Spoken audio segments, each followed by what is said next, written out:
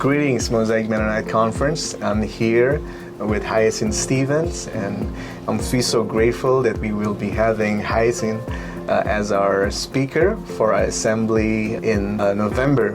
What sort of message that we are looking to anticipate when you share at the assembly this fall? So I was really challenged to think about Emet and what does that mean, and thinking about this explosion almost is what came to my mind in a good way, this releasing out of the powerful kindness and faithfulness, faithful truth. And what does that mean? And as I've been pondering that, I've thought quite a bit about Jesus in community.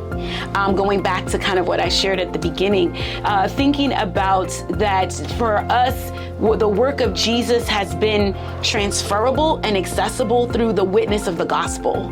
And that we can look through the gospel and see how Jesus was in this practice of teaching and of ministry, of change of life, of transformation. And so some of what I hope to share is a little bit about us together in communities, working at what it looks like to follow Jesus and emit. So, and using Jesus's story among us, at work among us, and how that connects to our lives today, and how we can be inspired and renewed by Jesus to live into some of these things that almost seem impossible in our context, but they are possible with Jesus. Change is possible with Jesus. Last question. Where are ways you have experienced Emet in your life or in others?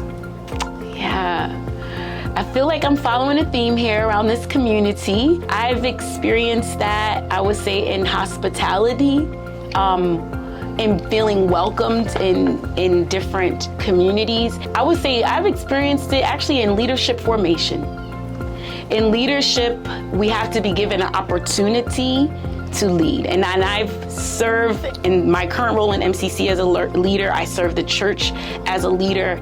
And I think that to stay in leadership, you need places that offer that emit to you, offer you practice space, offer you space when you're not your best, and when you just don't even know, when you make mistakes and you don't even know, to be a part of the covering for you, a part of the grace pathway. I've experienced it. I'll even tell a story. I experienced it a time in my doctor's office. It was our youngest child, Jade. She's now 13, but we were going through some things, and the doctor just began to basically treat me like a friend. Listen to my story, beyond the patient care into the friendship. And that just became a witness in that space of someone who was in their career.